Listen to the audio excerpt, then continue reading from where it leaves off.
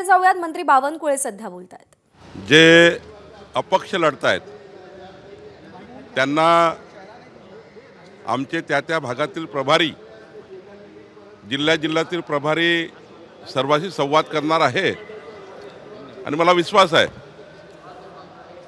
की विड्रॉपर्यंत, फॉर्म वापस घेतपर्यंत सर्व अर्ज, अपक्षाचे अर्ज जे आमच्या पक्षाचे अपक्ष भरलेले आहेत नाराज होऊन, ते आम्ही परत घेऊ। त्यांना आम्ही विनंती करू। शेवटी एका पदावर एकावेळी एकाच व्यक्तीची निवड होतं, त्यामुळं निवड प्रक्रियेमध्ये एखाद्याला न्याय मिळतो, एखाद्याला मिळत नाही। पण मला विश्वास आहे की भारतीय जनता पार्टीचा कार्यकर्ता हा पक्षाकरता समर्पित आहे, तो त्या ठिकाणी आपली अपक्ष उमेदवारी परत घेईल। बऱ्याच ठिकाणी पळवापळवी झाली, तुमचे काही उमेदवार पळवलेले आहे, तुमच्याकडे काही आलेले आहे।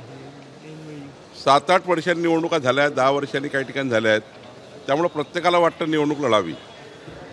शेवटी इतक्या दिवसांनी निवडणुका झाल्यामुळं प्रत्येकाला अपेक्षा आहे।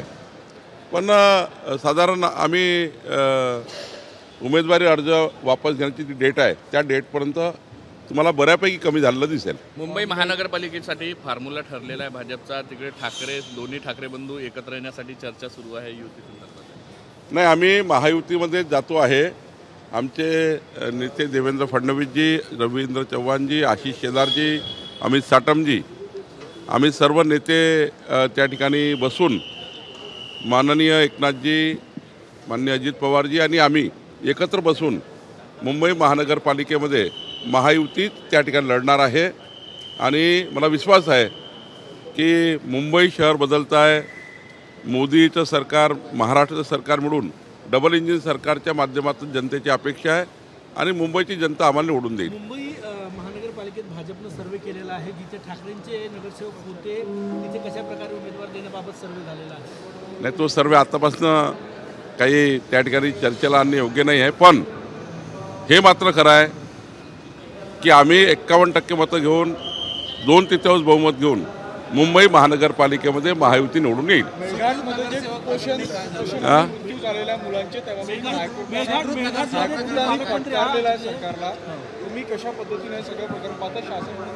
नाही, मेळघाटमध्ये हा जो रेशो आहे बालमृत्यूचा, तो आता बऱ्यापैकी कमी झाला।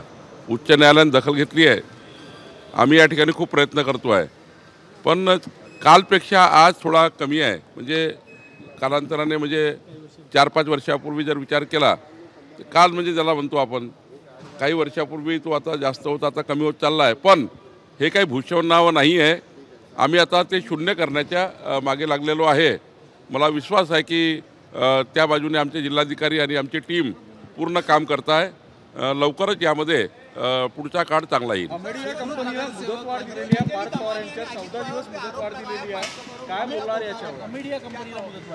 नाही, असं आहे की जेव्हा आपण एखादी नोटीस देतो, ती पहिली नोटीस, दुसरी नोटीस, तिसरी नोटीस नियमाने द्यावं लागतं।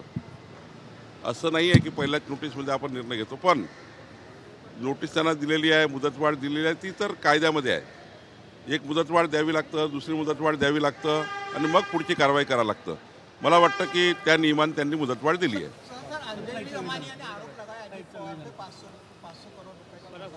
वो मुझे एबीपी माझा, उघडा डोळे बघा नीट।